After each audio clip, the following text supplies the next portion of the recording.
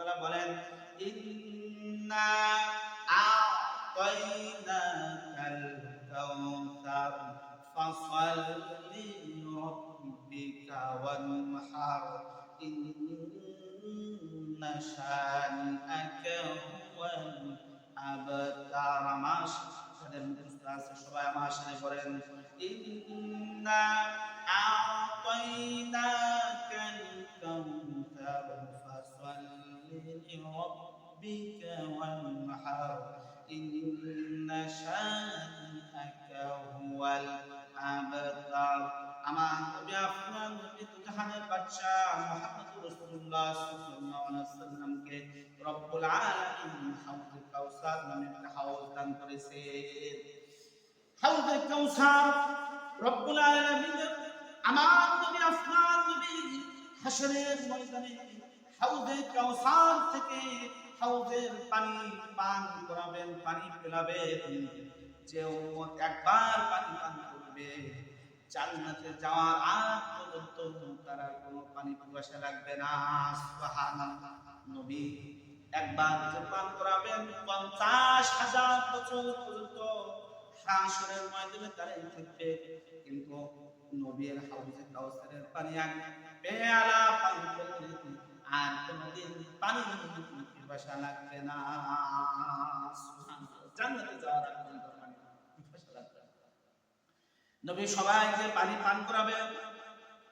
হঠাৎ করে সামনে দিয়ে আল্লাহ সুবহানাহু ওয়া তাআলা রাসূল সে সময় পানি পান করাবেন, একজন একজন করে পানি পান করাবেন।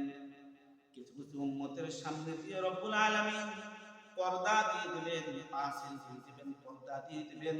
ফেরেশতাদেরকে বলবেন, এরা তো আমার উম্মত, কি জন্য এদের সামনে দিয়ে কাপড় দিয়ে দিলা, পাশে দিয়ে দিলা?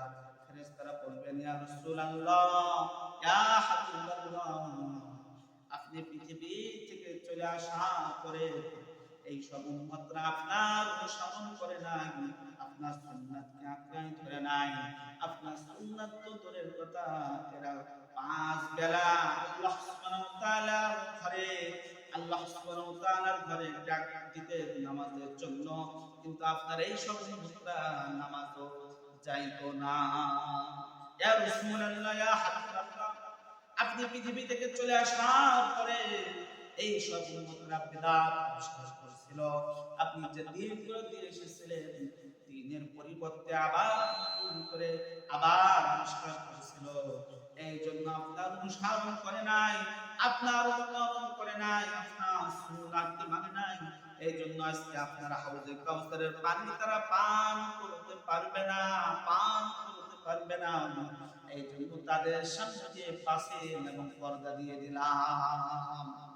সম্মানিত হাজিরিন, খুব বোঝার জিনিস, আমি যদি আমার অনুসরণ না করে তবে সুন্নাতকে আঁকড়াই না ধরে, তাহলে হাউজে কাউসারের পানি আমি পান করতে পারবো না। ওই দিন আমাকে সুবকান দূর হয়ে যাও, দূর হয়ে যাও বলে বলে আমাদেরকে তাড়াই দিবেন। এই জন্য নবী সুন্নাতকে আঁকড়াই ধরো, নবীকে মহব্বত করো, নবীর প্রতিটা সুন্নাতকে আঁকড়াই ধরার চেষ্টা করো। যুবক, নবীজি যেভাবে চলাফেরা করছেন সেভাবে চলাফেরা করার চেষ্টা করো। নবী যেভাবে ঘুমাইছেন সেভাবে ঘুমাও, নবী যেভাবে হেঁটেছেন সেইভাবে হাঁটো, নবী যেভাবে রাষ্ট্র চালাইছেন সেভাবে রাষ্ট্র চালার চেষ্টা করো, নবী যেভাবে সমাজ চালাইছেন সেভাবে সমাজ চালাও, নবী যেভাবে দিন কায়েম দিন রেখে গেছেন সেভাবে দিনের ভিতরে অটল থাকো, নবীর সুন্নাতকে পায়রোহি করো, নবীর আখলাককে, নবীর চরিত্রকে তোমার আখলাকের ভিতরে, তোমার চরিত্রের ভিতরে ঢোকাও। অবশ্যই অবশ্যই রব্বুল আলামিন আমাদেরকে তাহলে মাফ করে দিবে।